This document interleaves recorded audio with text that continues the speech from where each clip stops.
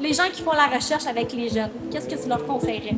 Il y a recherche avec les jeunes, il y a recherche pour les jeunes et il y a recherche sur les jeunes. Personnellement, je suis favorable à ces trois types de recherche, mais si j'avais un conseil, c'est de privilégier davantage encore des projets de recherche avec les jeunes qui travaillent en même temps, tout au long, avec les chercheurs, y compris sur les sujets qui concernent d'autres jeunes aussi. C'est-à-dire qu'il ne faut pas que ce soit que des objets en fait, de recherche ou qu'ils soient là en appui, mais vraiment qu'ils fassent partie entière de l'équipe de recherche. De lâcher leur papier puis d'aller sur le terrain.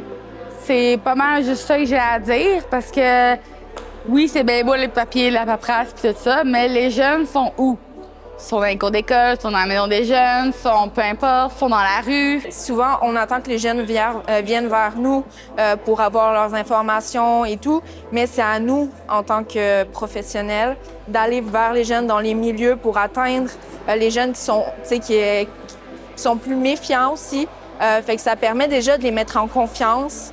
Ça met un sentiment aussi d'égalité.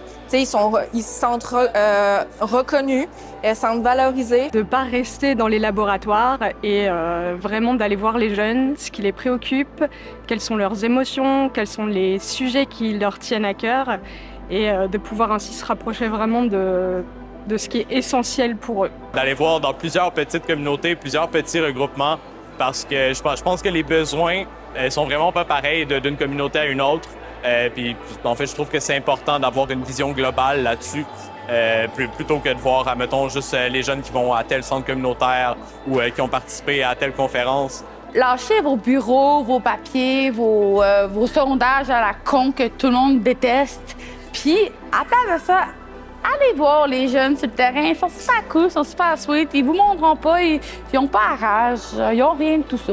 Il y a beaucoup de recherches qui se fait d'un point de vue plus quantitatif au niveau des chiffres, au niveau des statistiques. Fait que je pense que c'est important qu'on aille plus vers un point de vue qui est qualitatif, même si c'est beaucoup plus complexe à mettre en place, juste pour qu'on comprenne plus le vrai ressentiment, les émotions, les trucs qui sont pas apposables sur des chiffres et puis des statistiques. De s'adapter, d'être flexible. Juste leur envoyer un petit texto si tu as besoin d'informations, ça peut faire toute la différence. D'essayer de renverser la posture d'expertise, peut-être.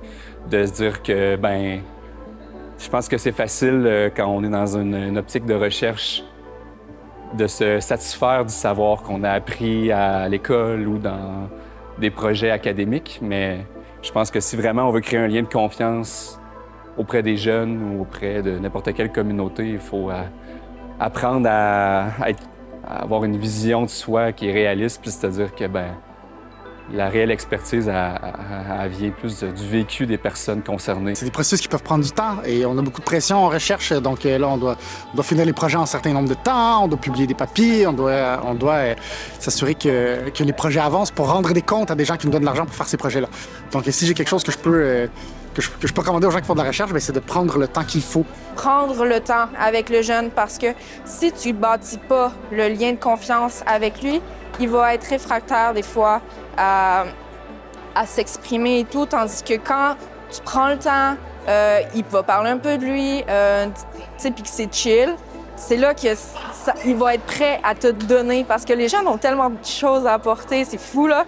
D'essayer de négocier aussi avec les personnes qui nous mettent la pression pour leur dire, écoutez, là, ça va prendre plus de temps, mais le résultat en vaut la peine, afin qu'on soit capable que la participation soit quelque chose de concret et pas juste quelque chose d'accessoire. On n'adopte pas d'attitude jugeante vis-à-vis des jeunes en se positionnant en bon papa, en bonne maman, en disant que TikTok et tout ça, c'est vraiment des choses qui servent à rien et que dans notre temps, c'était tellement mieux. Ne jugez pas les jeunes trop vite, parce que des fois, votre collectif, votre comité ou whatever, ça peut leur donner un peu d'espoir à décider de changer de vie. Ne les jugez pas par les choix qu'ils font, mais donnez-leur une chance.